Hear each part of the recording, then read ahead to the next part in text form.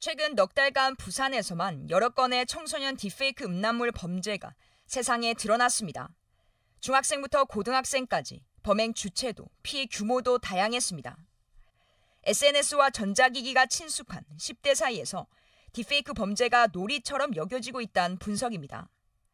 딥페이크에 대한 인식 자체가 그들의 입장에서는 뭐 놀이 내지는 하위 문화 뭐 이런 식으로 오랫동안 용인이 되고 10대들의 딥페이크 합성물 범죄 건수는 매년 늘고 있고 전체의 피의자 중에서 차지하는 비중 역시 지난해 75%까지 급증했습니다. 이처럼 문제는 심각하지만 학교 현장의 대처나 예방 교육은 부실하기만 합니다. 관련 예방 교육은 1년에 한 번 전문가가 학교를 돌며 진행하는 게 전부입니다. 반복적으로 저는 교육이 돼야 된다고 생각을 하거든요. 다른 친구의 인생이 망가질 수 있는 큰 문제다. 수시로 교육을 하고 피해자 사례 같은 것도 계속 얘기를 해주고. 네, 뉴스에 하도 많이 나왔지만 그래도 또 딥페이크 음란물, 딥페이크 범죄 조금 개념 정리부터 하는 게 필요할 것 같습니다. 네, 뭐 이 딥페이크라는 단어부터 좀 말씀을 드리면 딥러닝이라는 기술과 그리고 페이크, 가짜라는 그 합성어가 이제 딥페이크입니다.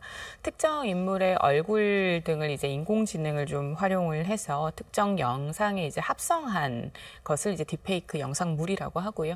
이 부분이 이제 최근에는 음란물과 이제 결합이 되고 이 부분을 제작해서 배포, 유통하는 이런 과정들까지 성착취 행위로 이제 이어지면서 굉장히 큰 문제가 되고 있는 상황입니다. 이 딥페이크 음란물 같은 경우는 뭐 개인일 수도 있지만 좀 조직적으로도 이루어지면서 종종 악의적인 목적에 때로는 표적이 되기도 한다라는 부분에서 굉장히 큰 문제가 되고 있고요.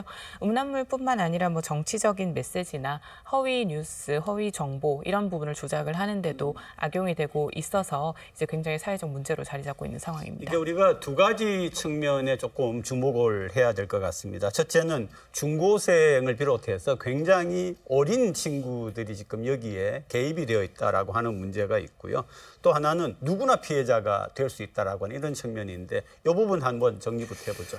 예, 한 논문에 따르면 디지털 성범죄자 이제 구성이 66%가 20대 이하에서 발생하는 걸로 그렇게 나와 있습니다. 네. 예, 결국에는 이 디지털 성범죄 같은 경우에는 그 확산의 특성이 그 불특정 다수를 대상으로 그렇죠. 확산이 되고 국내뿐만이 아니고 해외로 이제 전 세계적인 이제 문제가 될 수 있는 그런 부분들입니다. 그렇기 때문에 지난 2000년 초반에 유럽 평의회에서 이제 사이버 범죄 협약이라는 부다페스트 조약을 지금 그거를 발의한 상태고 이제 국제적인 이제 공조 수사 이런 걸 하기 위해서 우리나라도 22년도에 부다페스트 조약에 가입하려고 이제 신청이 돼 있는데 아직까지 가입이 안 돼 있는 상태이거든요.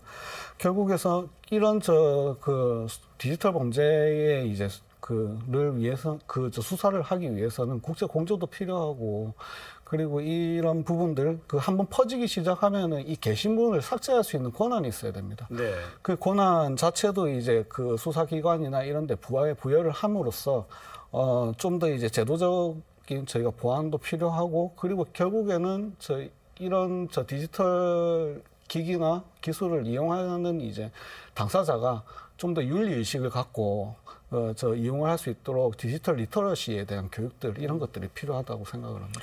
미국의 사이버 보안 업체 중에서 이제 시큐리티 히어로라는 회사가 있습니다. 네네. 이 회사가 이제 지난해 7월에서 8월까지 딥페이크 음란물을 조사를 했었는데요. 그 결과 성착취물 피해자의 절반 이상이 한국인이라고 합니다. 그리고 전체 피해자의 99%는 이제 여성으로 이제 나와 있는데요.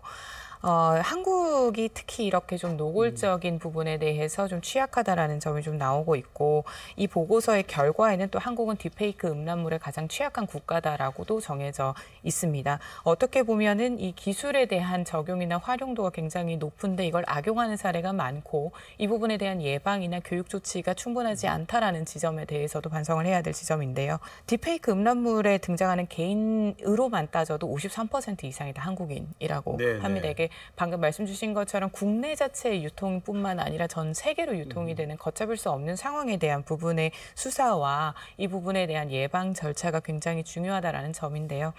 부산은 지난 4월부터 관련 10여 건 정도의 사건이 접수가 되었다고 하는데 이 사건의 대다수가 중고등학교에서 일어난 점이라고 해서 더 충격적인 상황입니다.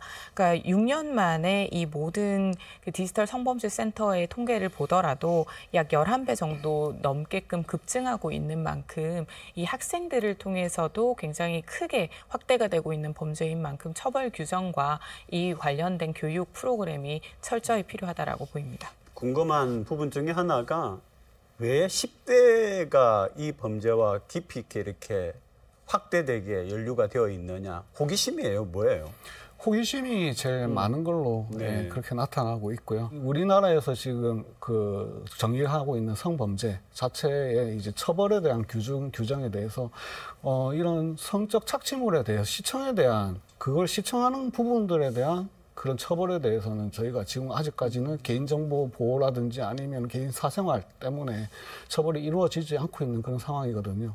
그러니까 이런 수요 자체를 억제할 수 있는 부분들도 저희가 한번 찾아봐야 될 것이라고 생각을 하고, 그리고 중요한 부분이 SNS 플랫폼이나 이제 AI 그 디지털 기업들에 대한 이제 사회적 책임도 그렇죠. 필요하다고 생각합니다. 어제 뉴스에 이제 프랑스의 저 텔레그램 대표가 이제 구속돼서 이제 보석급으로 풀려난 이런 사례가 있는데, 결국에는 SNS 플랫폼 자체도 이런 범죄와 공범으로 취급한다는 그런 저 사례가 아닐까 이렇게 싶은데, 그런 그 SNS 플랫폼들이나 이 AI 기업들에서 이제 기금을 저희가 받아서 그 기금을 통해서 이걸 저희가 항상 이제 민간에서 저 감시할 수 있는 그런 사이버 수사대처럼 이제 화이트 해커 같은 그런 역할을 할 수 있는 사이버 수사대를 결성을 해서 이런 것들을 예방하고 감시할 수 있는 체계를 만드는 것도 하나의 방법이라고 생각합니다. 네, 이제 딥페이크라는 영상이 만들어질 수 있다라는 것은 충분히 또 AI로 그 부분을 감시하고 분석할 수 있다라는 의미이기도 합니다. 네. 그렇다면 결국은 이 딥페이크라는 영상을 분석할 수 있는 장비를 확보하는 것도 중요할 것이고, 그래서 정부도 좀 발빠르게 움직이고 있는 측면이 있다고는 합니다. 다만 말씀 주신 것처럼 기업 자체에서도 이 부분에 대한 검열과 그리고 스스로의 사회적 책임을 좀 더 공헌하는 차원에서 사전에 유통되는 부분에 대해서 철저하게 관리 감독을 할 수 있는 부분에 대해서도 우리가 함께 논의를 해야 할 것으로 보이고요.